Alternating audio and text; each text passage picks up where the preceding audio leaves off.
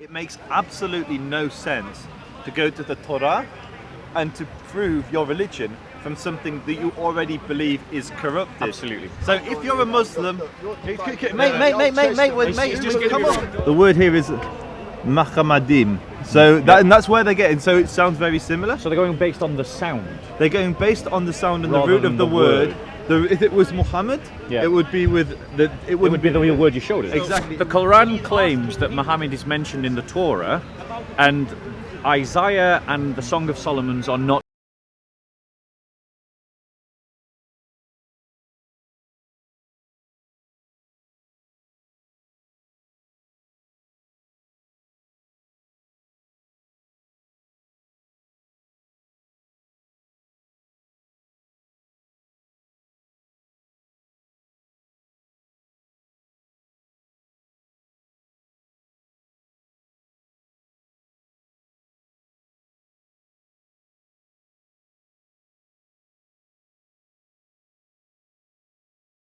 You just put my things. Yeah. I would appreciate that. Yeah, of course.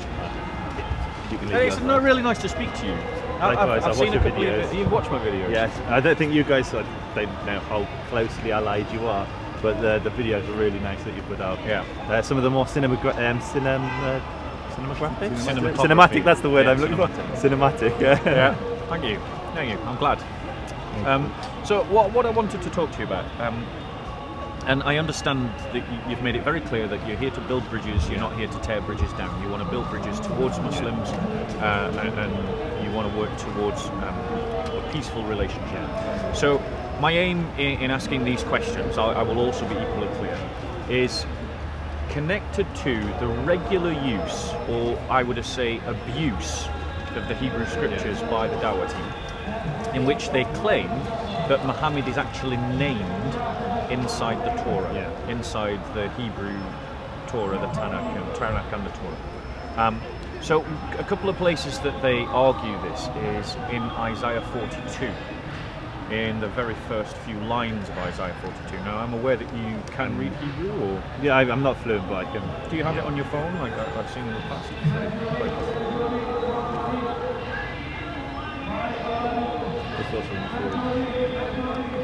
They also do it in the Song of Solomon, and I think you're probably more familiar where they do that. Guys, let's move from because of the sound. Okay. Yeah? Okay, so from me. No, if we go over there. Yeah, move away from the I don't sound. mind walking a bit if you want to go a bit further as well. Like if you want to go behind the green, if you go behind the green barriers, they'll block out the. So that we'll go right way then. That way. If you go over the green barriers will block out the sound of this. This has a horrible. This thing here has a horrible air No, but cord. Here's better. Yeah, sure. Yeah? Yeah, sure. So, in Isaiah 42, in the first few lines, we've had a Muslim say that Muhammad is mentioned there. Now, I take it you're pulling up the Hebrew right there. Just do it in a way.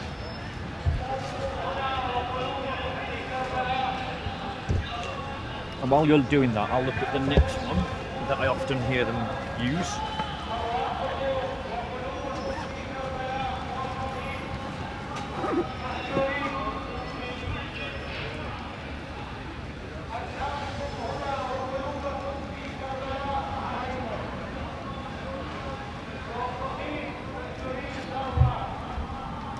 Muhammad in the Song of Solomon.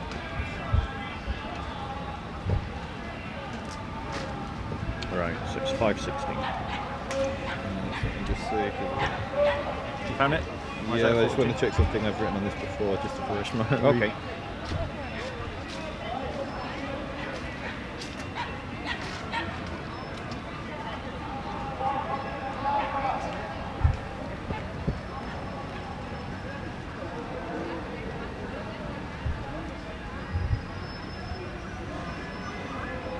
We'll edit this bit out. Yeah. It'll make it look like it just came straight to your mind. Straight on point.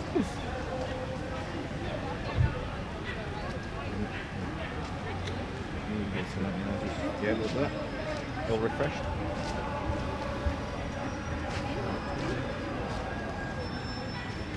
So in Isaiah 42, the first few verses, Muhammad's name is meant to appear. Now that you've got the Hebrew in front of you, can you see the name Muhammad? No, it doesn't. And what they there's so I'm gonna pull up the Hebrew. Yeah, so if we can see it in the camera. So go on. I'll show you first and foremost for the camera. I'll show you what Muhammad looks like in Hebrew. Yep. So the viewers can see for themselves. Here you go, guys. Mentions. A lesson in Hebrew.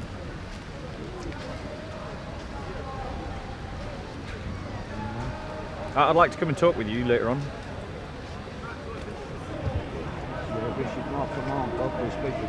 Yeah, I'd like to speak with you. Sure. Is it alright if I just finish this conversation and then I'll come and find you? Oh, you're more than welcome to listen in. Yeah. So go on. So show us. So it's a bit. Actually, let me see if I can make that a bit. Don't worry about the size. We can zoom in. Okay. So what you can see here, this word here, Yep. Muhammad. Mem Vav Mem. It's this. It's this. This is M. This says it's Muhammad. Yeah. Take your finger away. Sorry. That's it, yeah. Okay. Right. Got it. And now if we go to the Hebrew. Yeah. The Hebrew. This is the Hebrew of the Torah. This is the bit that the Muslim Dawah team are So you claiming. said 42. The first few verses of 42, where it says, "Behold my servant, my chosen, whom my soul desires. I have placed my spirit upon him. He shall promulgate justice to the nations. He shall neither cry nor heard outside a breaking reed." We can do a flashback. Let's do it for the first 5 verses, because I know it's within. Okay, that's let me probably just too many verses. Let me just see if I can see it anywhere in there. Yeah. No. No. Can we show the camera so that people can see that the name Muhammad doesn't appear anywhere in Isaiah First and 42? foremost, to see where we are, Yeshayahu, Isaiah. So that's the Hebrew name for Isaiah, chapter 42. So most say it's verse 1. So go on. What does it? So- what's the word that they're claiming is Muhammad? There is no word that they're claiming is Muhammad there. There is no word there at all Right. that looks anything remotely like the word Muhammad. None. I don't know what they're talking about. I can, yeah. So the Dawah team are peddling misinformation about Yeah. that verse. As far as I can see. That's fine. That's fine. I mean, that's that. Where he reads. No, Hebrew. I haven't been involved in any of the previous Anyway, conversations. yeah. I'm just saying the word Muhammad, or no word like Muhammad, appears in 42. And we'll do a flashback. This was from a debate that I had with honest Muslims. It says Ahmed. Okay, so can you show me in the Old or the New Testament where it says Ahmed? Well, you highlighted it before. It says, many people say Isaiah 42, Yeah. verse 1. Yeah. Now, in the Hebrew, what we say is, whom I delight, is the translation. Yeah? But when you actually look at the Hebrew, the word doesn't actually translate to that in English. It actually translates to ATMHMC or something like that. I think you're mixing up the song, the Song of Songs with Isaiah 42. These are two different passages. No, I'm talking about Isaiah 42. Isaiah 42 says the word Ahmed. Says the word Ahmed. Can you Isaiah 42? No, of course I don't have it. Well, Okay. so no, in the translation, it says to whom I delight. Isaiah 42. That's it. Okay. Behold my servant whom I uphold. All right. Well, Okay. the translation I was reading says delight. You're saying this in the Hebrew is Ahmed. So the next one that they claim where Muhammad appears is in the Song of Solomon 5:16. And let me just check something, because I believe there is a word that is similar to that. Yeah. I've heard the discussion points. Is it not necessary to talk with a Muslim? Like, who knows this stuff? Well, we're just fact checking at this moment in time. So that's all this video's about. All right. Yeah, we're just fact checking. So Muslims constantly make this argument that Muhammad, the name, appears in the Torah. I've heard it. I have access to a Hebrew speaker here who's got the Hebrew in front But of is him. he that knowledgeable to answer your question? Well, if he can read Hebrew, I'm sure he can spot the name. No, but then we call people scholars, isn't it? So there is no, I'll just clarify, Mo, there is no rabbi alive today that believes that Muhammad is mentioned in the Torah or in the Tanakh. My point is not that. Yeah. My point is if somebody Sorry, has a bro. question about something, he should go to the authorities. Bro, Let's with see their respect, assumptions. with respect. Let's see their assumptions. I'm sorry. We just want to cut to the facts. No, they're not facts. And we've got the Bob, Torah here. Bro, I've said that I will happily. A Jew and a Christian talking about Islam. Come. I will come and speak with you. Please stop interrupting. Well, also, so each one of these has actually come up on a page which I recommend all the I see what you Muslims mean watching. now. I see what you mean. Yeah. I apologise. I thought we were far enough away that you could just talk quietly.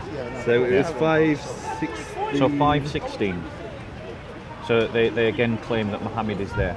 So go on. Next. So again, this is the word here. So one of the things you have to understand about the Arabic and the Hebrew languages are they are very closely related. Yeah. Someone who speaks Hebrew can understand a lot of words in Arabic. In the Quran, it says that someone who believes in the day of judgment, which it calls Yom al-Din. Yeah. In Hebrew, the same term is Yom Hadin. The only differentiation is al versus ha for the word the. Yeah. Similarly, you have words like tahara, pure like sadaqah. These are all Hebrew words originally. A bit like English and German and English and Danish. There's a lot of words that I hear in Danish that I recognise in English, and I can also get a kind of gist in German. Well, I say a kind of gist. I hear words that I recognise and understand without actually studying the language because they are so similar to the English. And so, as an example, the name Abdullah means servant or slave, more accurately, slave of God. In Hebrew, Allah is one of the names of Hebrew, and Ebed is slaves. And so you have Ebed, depending whether you're Syrian or not, you'll pronounce that word slightly different. But you have the same language. So you have a name that exists in Arabic, which is very similar to Hebrew. So you have to understand, before Muhammad came along and introduced Islam to the world, I believe he was already called Muhammad. Is that fair? I assume It was called. Before what? Sorry. So I'm asking a question. Did Muhammad become Muhammad when he became Islam? No. Muslim, He was known Muhammad when he was a pagan. He was called Muhammad. That's my understanding. Yeah, so that's the my name understanding as well. predates Islam to begin with. Yeah, absolutely. And I don't know what the root of that in Hebrew we call it a shoresh, or each word has a root, and from that root you have consonants. So can I, my friend, Stop being rude, please. Stop being rude. Sorry. From those consonants, many other words will be formed. So shalom, which means peace, shalem means complete, and so you'll have words which interrelate. And so the shoresh, the root of Muhammad in Arabic and Hebrew, I assume it's the same, will have multiple meanings. And in Hebrew, and I'll show you here in the text, the word here is Mahamadim. So that's where they're getting. So it sounds very similar. So they're going based on the sound. They're going based on the sound and Rather the root than of the the word. word. If it was Muhammad, it would be with the. It would be the real word you showed us. Exactly. It would. So to see, I'm going to show you the two words again. They're slightly different words. Yeah. But they share the same the shoresh. Yeah. And Muhammad's name will have come from the root of this word. Now in Hebrew it means lovely or desirable. Yeah. In Arabic, before Muhammad was called Muhammad, it will have had a meaning. That word, because most names have meaning. Absolutely, like my own name, my own real name, which I nearly just said. I mean, you've already got this, but as you can see, it's spelt completely different here. Yeah. There's a vav here, so take the finger away so we can. Yeah. Muhammad rather than Mahamadim. Right. And so if the Torah was coming to prophesy, or the Tanakh was coming to prophesy about Muhammad, you would assume it would be very direct and it would actually name the name, rather than alluding to the verse, which read in context makes no sense. And actually, if it's a verse which is praising God, which many people will read it that way, by ascribing Muhammad to that name, you're actually partnering Muhammad with God and saying they're interchangeable, which for a Muslim is very problematic because you're not allowed to make partners with Allah. Absolutely, and the as I understand it, because the false friends exist in other kind of languages. I'm trying to think in terms of a false friend, because I know Spanish and English. and I am literally now just trying to find a false friend. Two words that sound the same but are used completely differently in the two different languages. And the only one that jumps to mind, so it's quite a poor example, I will accept, but it illustrates the point that I think the brother is trying to make, is the word amiga. In Spanish, amiga means my girlfriend or a girl that is a friend. Yeah? Whereas amiga in English is a proper noun to an actual computer called the Amiga. These words sound identical, but in English it's a proper noun, and in Spanish it's not a proper noun, it is a adjective. It is an adjective. So is that what you're describing here? That these words sound the same, but really are different? Yeah, absolutely. So if similarly, if you'll find names in Hebrew which will relate to other gods in pagan society. It doesn't mean that those pagan gods are found in the Torah. It's the commonality and the similarity of language. And Hebrew and Arabic are very, very similar. Is there a Hebrew word that means mouse or to destroy or something that's very similar to akbar in Arabic? So that's yes. What's the Hebrew word? So mouse, I believe, is akbar. Akbar. I just want to check that though, because my please Hebrew check it. If it's all right, we'll fact check him while he's studying, because I never know when I'll get to speak to this guy again. So, and while he's doing that, go on. So here's the word, and it says akbar. Yeah. So zoom in. No, he needs to zoom in. He needs to zoom in. Yeah, just hold it. We'll zoom in. This one here. Yeah. Akbar, and it's pronounced akbar. Yep. Right. Akbar. So every time, if we use the phonetic false friend logic of the Dawah team, every time, and therefore every time we hear something that sounds like Muhammad, it must be Muhammad. Then every time we hear the word Akbar, we must assume it means mouse. Now, obviously, this is nonsense. This is not the point the brother's trying to make, because I'm sure as a linguist he appreciates the differences in languages. I'm someone who knows multiple languages, and I wouldn't make that point either, because I understand what a false friend is. Just because two words sound the same doesn't mean they are the same. So in the same way that Muslims aren't crying out, Allah is a mouse, they aren't crying that, they're shouting that Allah is great. Yeah? In the same way, just because something sounds like Muhammad doesn't mean that it's Muhammad. I'd actually If go anything one you want to further. add to Yeah, that, the thing or- I would, if you believe that the Torah is tarif, is corrupted as a Muslim, it makes absolutely no sense to go to the Torah and to prove your religion from something that you already believe is corrupted. Absolutely. So if you're a Muslim, mate, just come on. Keep going, bro. Bob Keep believes going. another. Don't invite him in. I'm going to go and talk to this heckler soon. I'll go. He'll have his day in court. You continue. So my point is, if you're a Muslim and you believe the Torah hasn't been corrupted, then Mazel Tov. Verify and validate your own religion all you like from my religion. I'm happy with that. If you believe my religion hasn't been corrupted and you want to say, look, my book talks about Abraham and your book talks about Abraham, isn't that great? Fantastic. If you think my book has been contaminated and corrupted, why on earth would you use it to try and validate and verify your own religion? Yeah. And this is one of the things I really don't get. And what it becomes selective. Then you start saying, well, the bits that validate my religion, they're kosher, they're halal. Yeah. But the bits that don't validate my religion, like which of the sons was sacrificed, well, then that's corrupted. Yeah. It's like, who are It's you a to decide? subjective Exactly. reasoning, isn't it? And It's like it's self-validating reasoning that isn't objective. Because they launched the same criticism against Christians, and the reality is that there's absolutely no evidence at all. None has been provided of an Islamic Injil.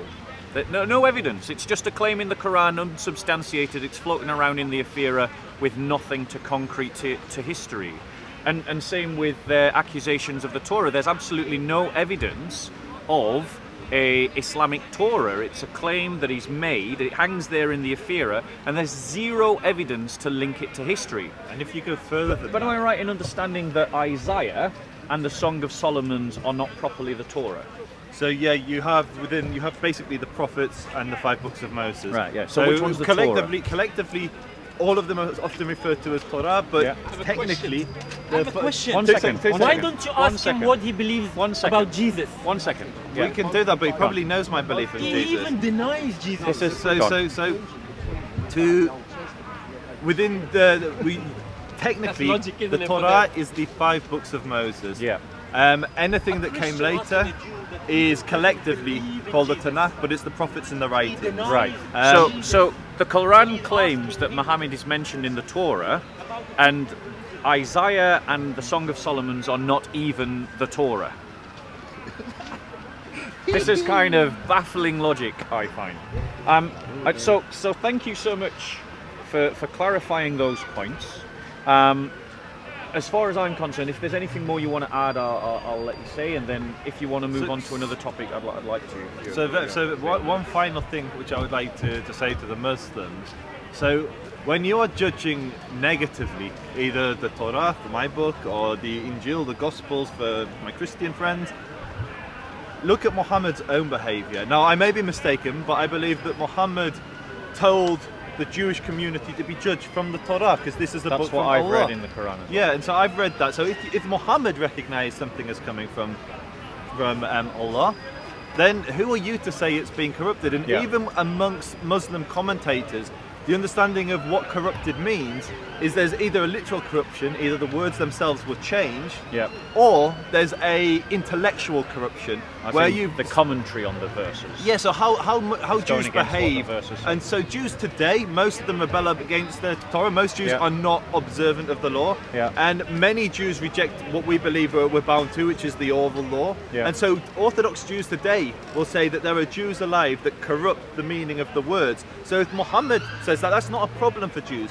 But when you start to say that the words themselves have been corrupted, well, there's no evidence for that. It's what you're saying. We have Torah scrolls which are older than Islam itself, and they don't corrupt it. And whether you go to the Septuagint, whether you go to any of the older Dead Sea Scrolls, they all kind of confirm the same thing, and they show that it's highly unlikely that at the time of Muhammad it's almost impossible that at the time of Muhammad there was somehow a different sort of Torah which the Muslims somehow had, and then they lost it, and then it was completely forgotten. It's nonsense. I mean, it is nonsense, because the whole logic depends upon, particularly from the New Testament perspective, because I don't know if you're aware of this, but Christians were copying and recopying the New Testament rapidly. It's what scholars call the tenacity of the text. So, Christians were meeting someone with a text and they were copying it down, and then they were taking it back home, and then other Christians would see that they've got a copy of the text and they would copy it, and then they would take it somewhere else. And everyone was just copying, and there was no central control. And which explains why there are so many variants between the texts, which there most certainly are. But for someone to corrupt that text to such a degree that the original Islamic message is lost, and then the text that we have it as it is today, which is actually more uniform than different, requires that someone would be able to take control of every single manuscript that this subversive, persecuted community made, and then rewrite it very early. This is all very early. And then impose a new doctrine onto this first community. And they had to do that incredibly quickly. And there's just no historical evidence for that claim whatsoever. So from my point of view, and I'm only speaking for myself, the Quran is making claims, and Muslims are making claims that are counterfactual to the evidence. And if the Quran is making claims that are counterfactual and Muslims are making claims that are counterfactual, either one or both is wrong. If the one is wrong and the other is right, then there needs to be some kind of reformation in the understanding of Islam. If the other is wrong and the further is right, you can't. If the Quran is wrong, then the Muslim scholars also have to be wrong. But if the Quran is wrong, then it's not from Allah. I'll leave it to you to decide. We're going to reenact the handshake because JC didn't get it on the first time. So there you go. There's a handshake. Thank you very much. Well, did you get it as well? Yeah. Thank you. God bless you.